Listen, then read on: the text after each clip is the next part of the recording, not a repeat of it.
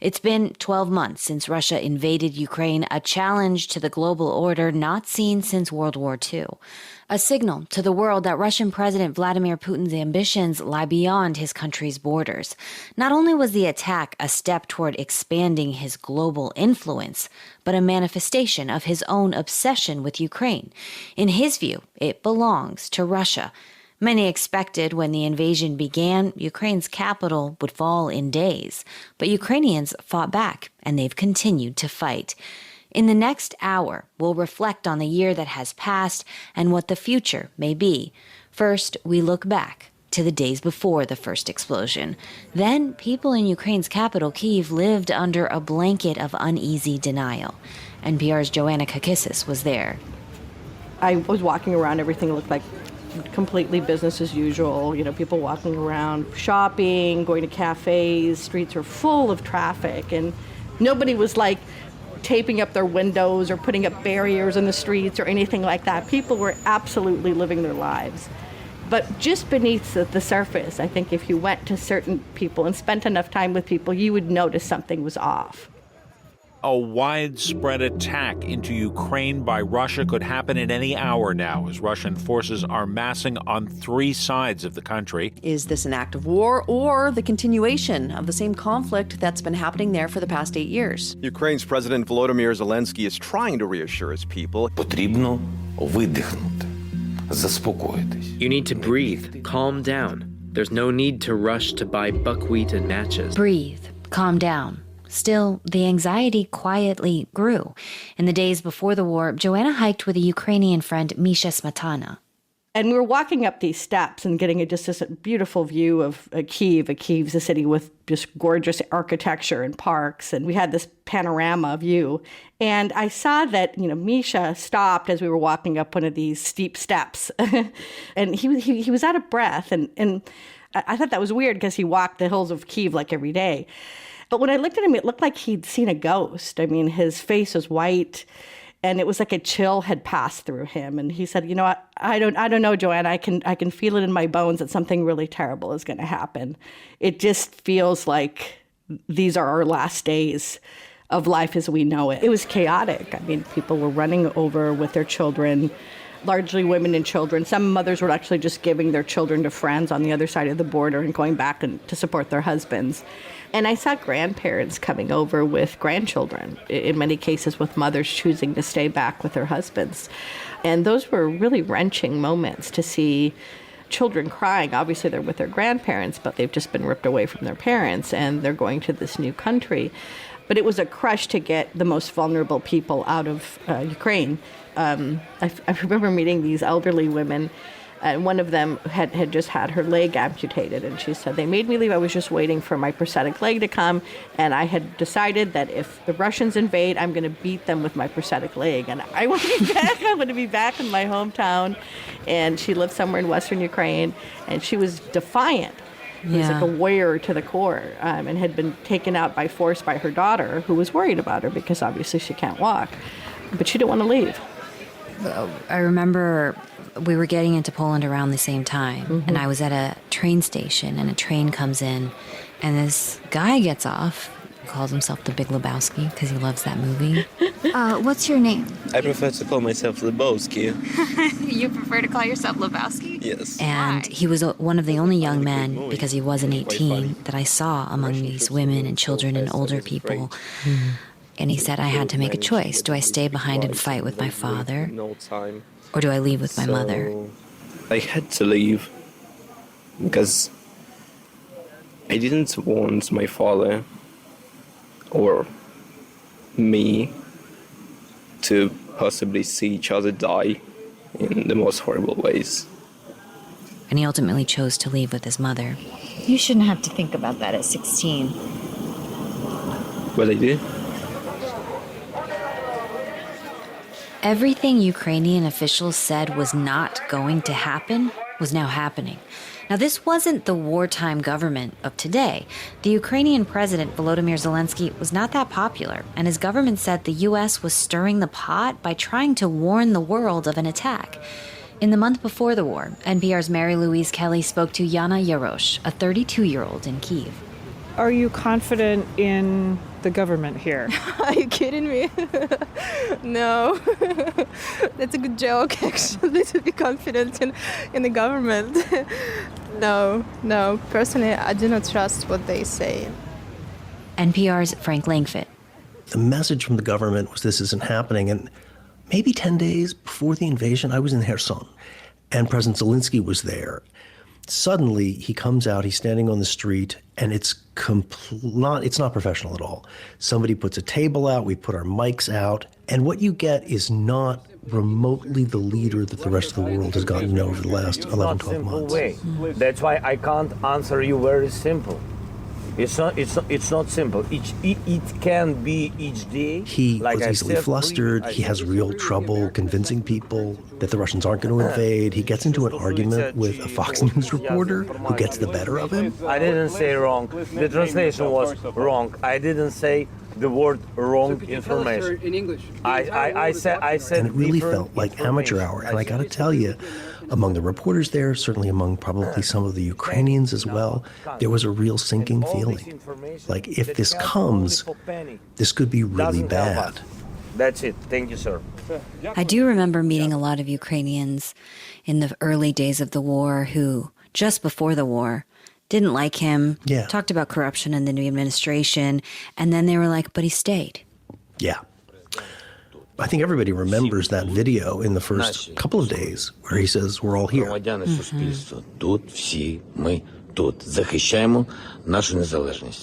the President Zelensky you describe has transformed into what everybody now sees as a war hero in his fatigues. Yeah, I mean, it was interesting that day because he was actually wearing fatigues for one of the first times anybody had seen him. And then, of course, he started lifting weights, he grew a beard, he sort of transformed himself into the wartime leader that everybody now all over the globe knows.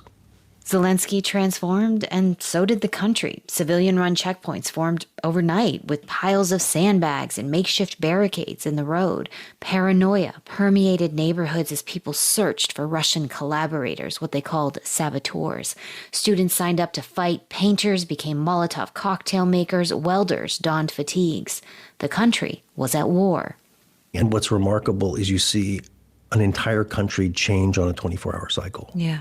Mm-hmm. I come through a small village, and there's a community center, and there are all these old farmers standing outside a Soviet-era culture center, and they're waiting there to join up and get automatic weapons and be sent to the front.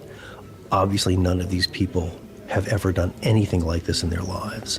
Yeah. And I remember meeting the commander and talking to him, and he was just ashen. And I said, what are you going to do? Do you have enough weapons for them? And he said, we need anti-aircraft weapons, we need all kinds of weapons. And you could just see how overwhelmed he was and looking in this theater with what he had to work with. I do wonder about the people I met at enlistment camps in the very early days, like an interior design student who probably had never fired a weapon in his entire life with a bag of candy and a tin cup going to enlist. Like, where is he today, I wonder? What do you want to do? Where do you want to go? Wherever I would be sent, I don't care. You're not scared? No. Why? Вони прийшли на нашу землю, а не ми на їх. They came to our land, so they have to be scared, not us. Everybody's a different person today in Ukraine than they were 12 months ago. And many people have risen to the occasion. Today, it's believed tens of thousands of Ukrainians, both civilians and fighters, are dead. Millions of people have been driven from their homes, and our reporters have been there to document it all. Our work wouldn't be possible without our Ukrainian colleagues, like Hanna Palamarenko. This work gives you the chance to see everything. I've seen a lot of sorrow, and tears and deaths, honestly. But also it gives you the chance to see how people overcome it. And this is what is the most important for me, because it happens in my country. The only thing different from the reporters who come here, that I don't have the days off. When they leave the country, I'm still here and I follow the news. I do the same thing I do for work, but I do it for my life. So my work and my life now are very close. it's almost the same. In February 2022, Russians were also caught off guard by the war. Julia Yaffe, a Russian-born American journalist, was calling her family, her sources, everyone she knew. Everybody I spoke to inside Russia was telling me there wouldn't be a war and that Western diplomats and intelligence agencies were being hysterical. The same sort of things we were hearing from Ukrainians. Yeah, except I think Russians were even more convinced that it was not going to happen. Even among people who are really anti-Putin, they were like, yeah, but he can't really invade Ukraine. That would just be too much. Okay, yes, he's imprisoned all these opposition activists and journalists, and yes, he's shut down democracy and freedom of the press, but this would just be crazy. He wouldn't do this. There was a real disbelief, and when the war really started in the early morning hours, I think people found out as it happened from people messaging each other from social media. And in the months since the war, we found out that people at the highest levels of the Russian government found out the same way. People in the presidential administration, people in the foreign ministry. I've heard that an American television reporter was supposed to interview Sergei Naryshkin, who is the head of the SVR, the Russian foreign spy agency. They were supposed to interview him on February 24th. Wow. And the interview was only canceled on the morning of the 24th because they didn't know it was coming. I mean, even the soldiers who were doing the fighting didn't know what they were doing. We've read so many accounts now in the year since the war started of soldiers who, in the very late hours of February 23rd, had their phones taken away, were put on a truck or in a tank, and only found out that they were at war in Ukraine when they started being shot at.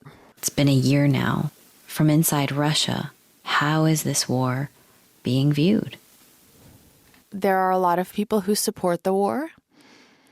There are a lot of people who don't want to think about the war. And there are people who are sent off to fight, or their relatives are sent off to fight, but they feel they have absolutely no choice in the matter because otherwise violence will be meted out against them. We did see in the first few months of this war dissent, but also really effective crackdowns on that dissent. What does the anti-war movement look like today? There is none. The anti-war movement is outside of Russia, or it is in jail, or it is too scared to rear its head. There was a couple who was at a restaurant, and between themselves they were talking about supporting Ukraine and being against the war, and fellow diners called the police on them, and the police arrived, slammed them into the ground, handcuffed them, and took the woman away. College students are ratting out their fellow students for being against the war. Teachers are reporting on their students to the police, and students are telling on their teachers. There is an atmosphere of fear and paranoia inside Russia that is akin to maybe the late 1930s, where people are actively reporting on each other for anti-war sentiment. And that's what a totalitarian or a dictatorial regime does. It makes you terrified to speak up. And Putin has done a very effective job of terrifying Russians against speaking up. And those who have spoken up are either in jail or have fled the country en masse. So everybody who's left is either in agreement or too scared to speak up. Ukraine, evidence emerges of atrocities committed by Russian troops. There's a town outside Kyiv called Bucha. Here's NPR's Nathan Rod. We had heard stories of Russians targeting civilians, of mass graves, of summary executions, of finding dead civilians. We knew that was kind of happening, but nobody had really been to these areas to kind of see what was left. Bucha was liberated by Ukrainians, and Nate was among busloads of reporters driven in to see. Every window had been blasted out. Bridges that had been destroyed. like giant craters in the ground that you could park a car in. And there was one street that we walked down in particular where there was so much ash on the street, it felt like you were walking on sand. You know, it felt like you were walking on the beach. And that was just ash from burnt homes and burnt equipment in the middle of the city streets. At the end of that street, we just saw a guy who was kind of sitting outside, watching all of us journalists walk around and take pictures and everything. And I just kind of walked up to him and started talking to him with the help of our translator, Luca. And the guy was just immediately like, follow me. You want to come in here? You know, we walked through his yard to his backyard over broken glass, and the whole side of his house is blasted open. I mean, it almost looks like a kid's dollhouse where you can like see the cross section of the house. You're like looking in it. I mean, the whole side of the house was gone. When Russian troops first came into Bucha, his story that he told us was that essentially like they threw a grenade into his house, yelled for people to come out, started a fire that was in their living room. I started extinguishing the fire. I tried to. You can see it right there. Fire happened. He and his daughter and his son-in-law had raced outside and were trying to put out the fire. There's three soldiers. They yelled. They yelled at us, said hands up. We showed them our hands, walked out. And Russian troops came up, started questioning them, asking them, where are the Nazis? Where are the Nazis? Where are the Nazis? And, you know, they were all like, we're not Nazis. I don't know what you're talking about. He had this horrific story. Basically, his son-in-law was taken out through his front gate. So they took my daughter's husband, Oleg, outside. They ripped the clothes off him, put him on the knees, and shoot him in the head. And his body laid there for weeks, right in front of his house. I was in the mood of sitting in a month in the basement to just, I wanted to walk outside and just to get shot because I couldn't deal with it anymore.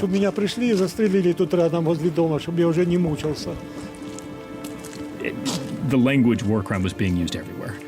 Ukrainians, from the first time we got off the bus in Bucha, they were like, we are here to show you Russian war crimes. I think a lot of international leaders, right after Bucha, that's when you started hearing war crimes. Like that was the moment that put that kind of into the conversation, I feel like. To Masha Gessen, a staff writer at The New Yorker, it was all so familiar from their years as a journalist in Russia. I had done this kind of work 20 and 30 years earlier in Chechnya, during the first war in Chechnya in 1994-96, during the second war in Chechnya in 1999-2001.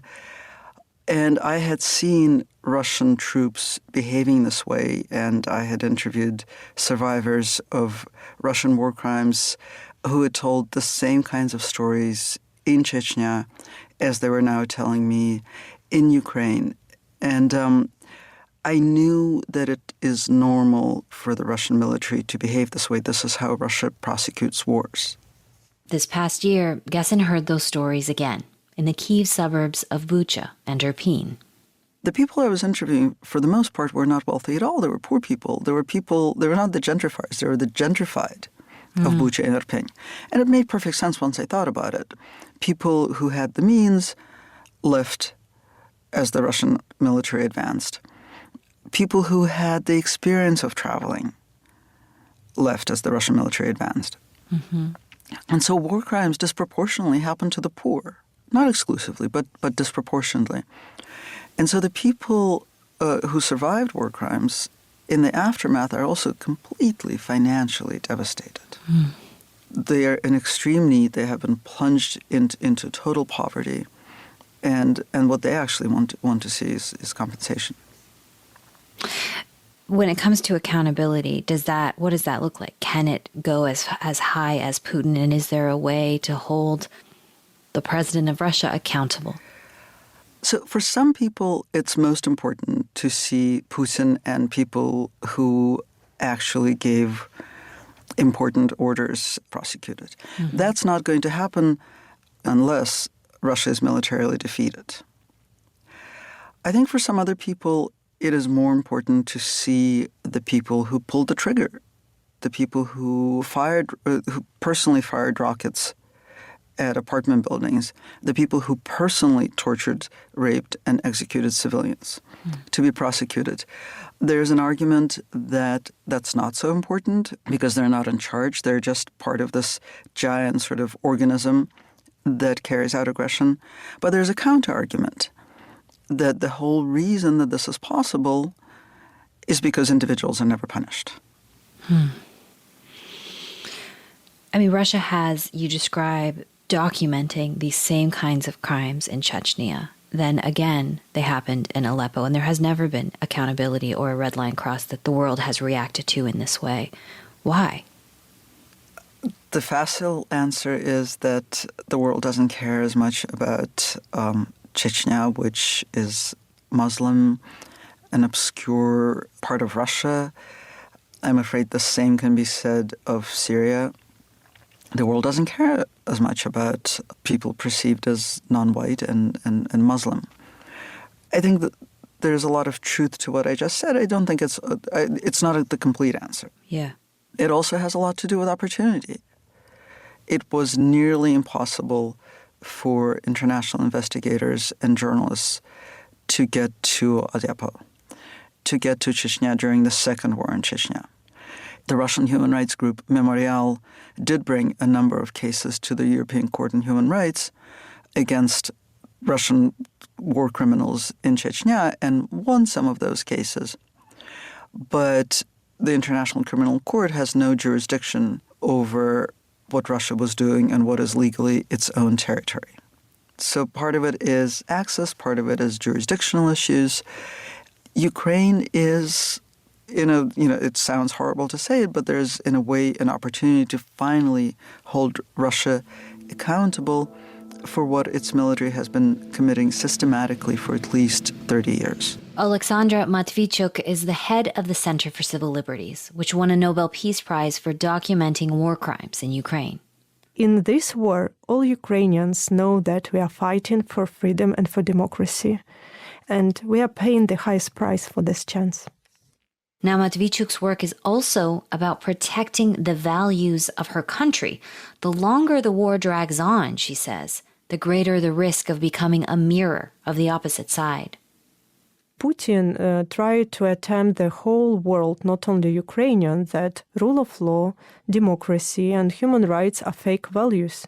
He tried to demonstrate that only physical, brutal force matters. So in post-war Ukraine, when we win, we have to restore not only broken infrastructure, roads, residential buildings, and destroyed Ukrainian cities.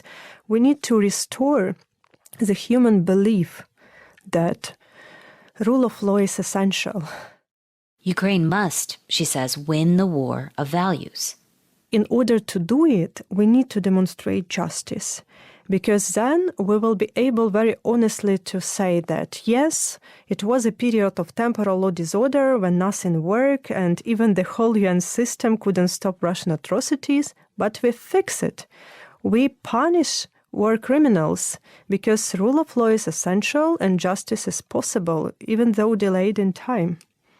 So where does this war go now? I pose that question to General Mark Milley, the chairman of the Joint Chiefs of Staff.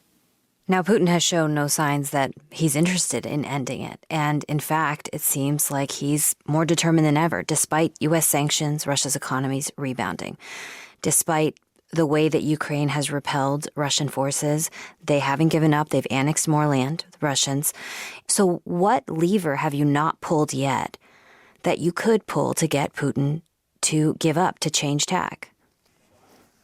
First of all, there have been indicators, public indicators from Russia that they would be willing to go to the negotiating table.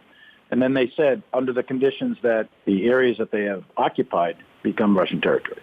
So that's an unacceptable condition for the Ukrainian people. And you're correct.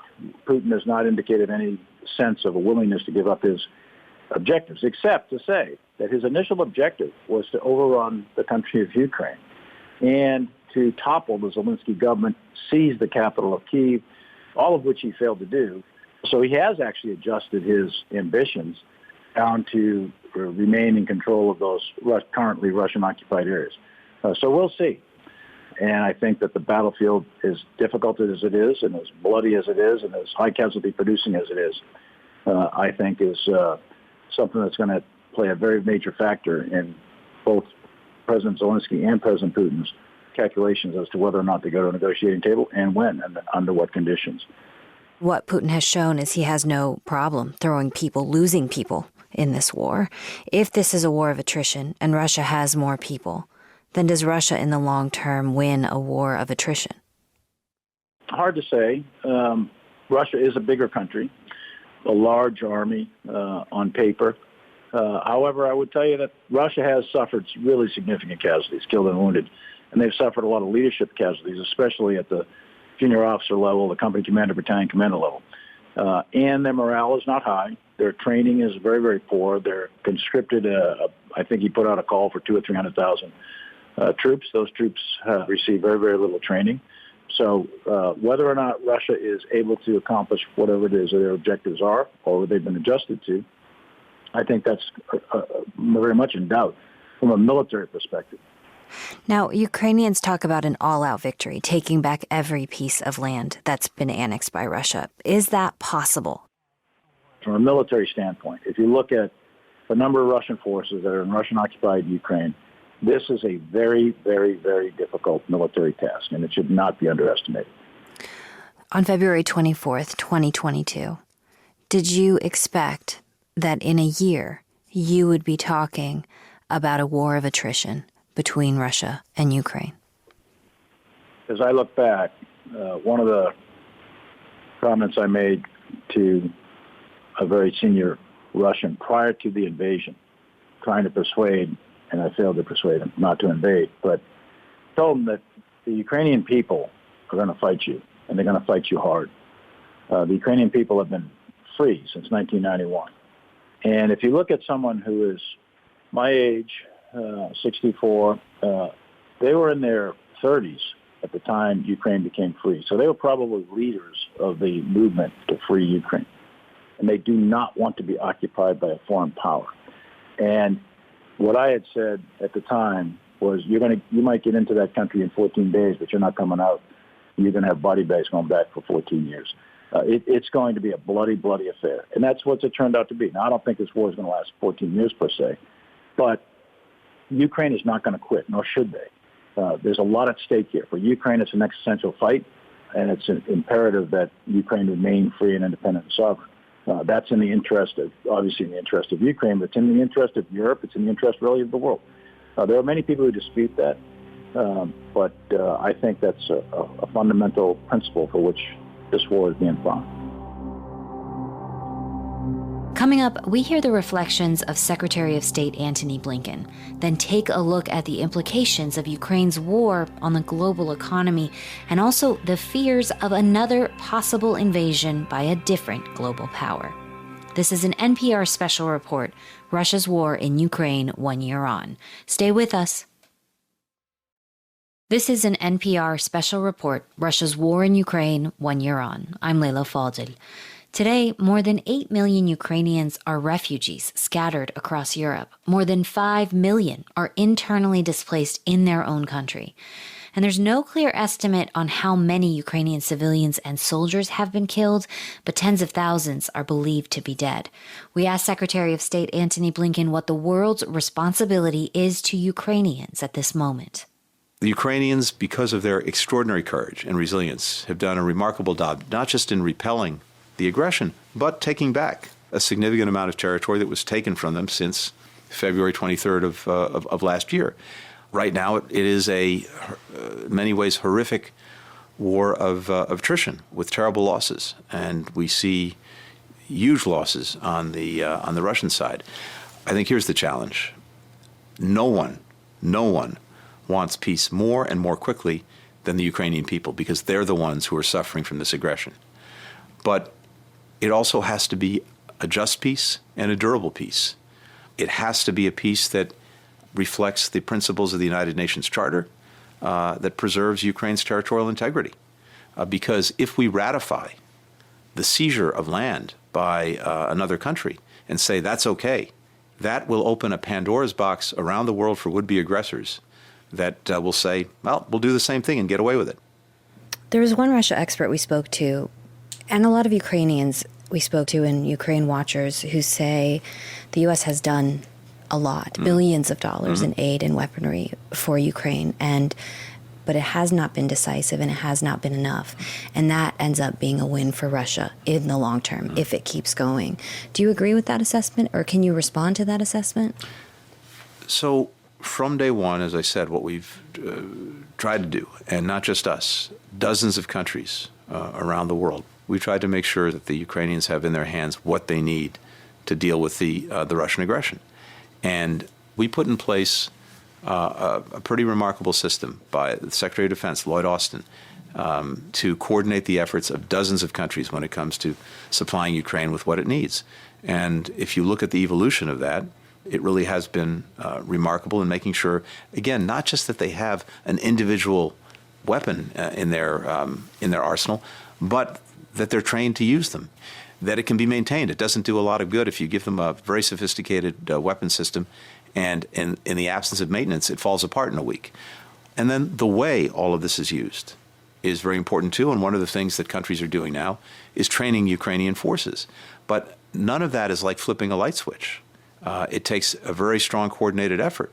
And ultimately, the Russians have huge strengths that they brought into this, including sheer numbers and a willingness, apparently, by President Putin to throw hundreds of thousands of young people into this, never mind that they're getting killed and wounded. So ultimately, I fundamentally believe this. The biggest difference maker is that Ukrainians are fighting for their country, for their land, for their future. The Russians are not. And that's what's going to make the ultimate difference here.